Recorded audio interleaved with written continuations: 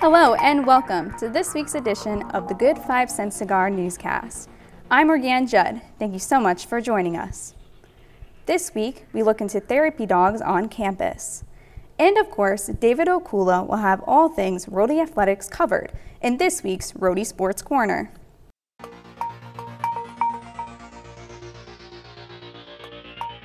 For our top story, feeling stressed? Meet Basil, a therapy dog here on campus. Stephen Russo has more details on how these furry friends can help you de-stress.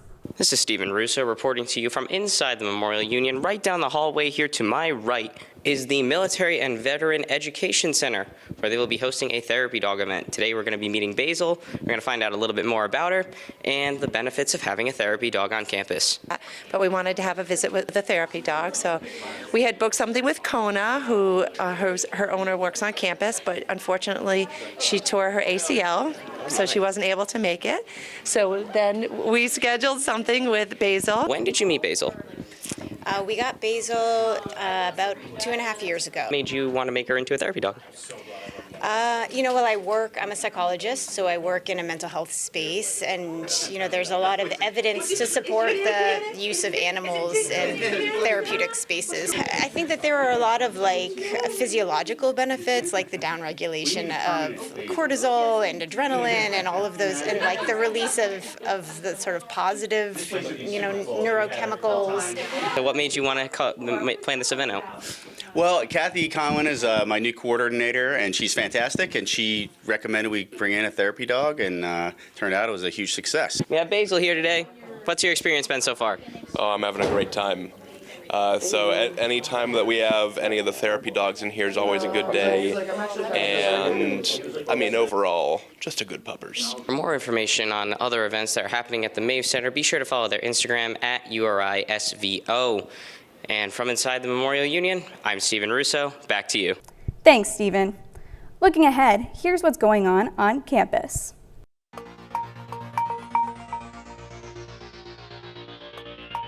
On Monday, March 24th, from 6:30 to 7:45, join Student Senate in the CBLS 010 room for their presidential and vice presidential debate. This is your opportunity to learn more about the Student Senate candidates and what they represent. Elections will take place from the 25th to the 27th. Learn more about the debate and the election on URI Involved. With that, I'll hand off to David Okula with this week's Rhody Sports Corner.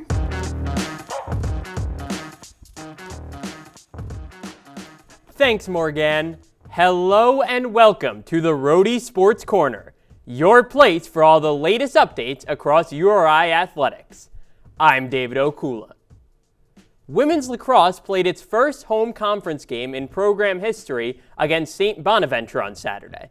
After a back-and-forth first quarter, the Bonnies took control in the second quarter and handed the Rams a 22-10 loss.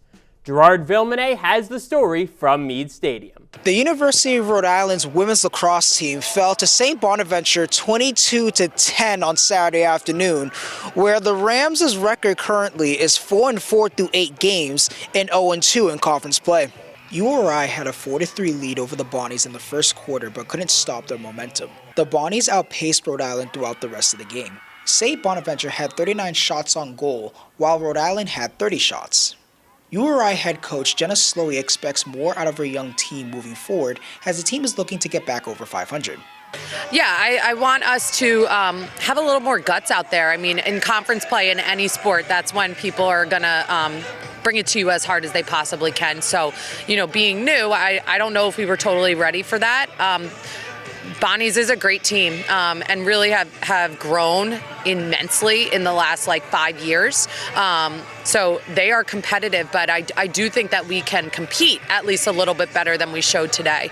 So that's what we're going to focus on going into this next week. The Rams committed 12 turnovers while only forcing 8 Bonnie turnovers. Really, everything that we're looking for as we move through this A10 season is focusing on ourselves a little bit more than the other team, and how can we get the most out of ourselves. So some of those uncharacteristic turnovers that you saw, those are things that we want to clean up. And then 8 meters, finishing on our 8 meters, we were 3 for 11 today.